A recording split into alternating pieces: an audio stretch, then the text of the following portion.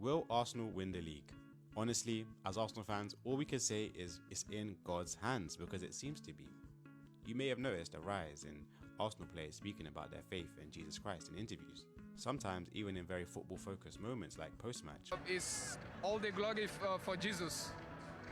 I think someone called them the Bible brothers, but like Madueke, Saka, Timber, Eze, during Timber famously posts a Bible verse before every game.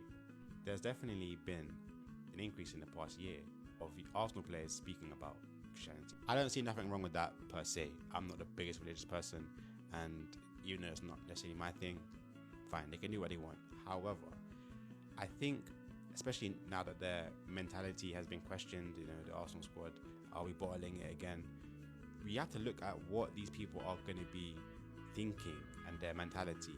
And if a lot of them are relying on their faith to get them through their dark and difficult moments, which a lot of people do, which is great, then are we pulled into their faith with them? If I have faith in them and they have faith in God, I must have faith in God. Otherwise, we ain't got no chance of winning this league.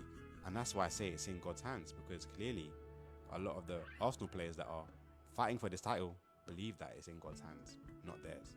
At Crystal Palace, we attribute the FA Cup to the faith that these brothers had and what we were doing in that changing room, and experiencing that at Palace, and then now experiencing that at Arsenal, where there's so many boys who believe and have faith and are living in a certain type of way, and their focus is glorifying God. Does faith have such a big impact on whether Arsenal will win this league or not? And this is an interesting topic that I will be speaking about in an episode of my podcast, to keep politics out of football.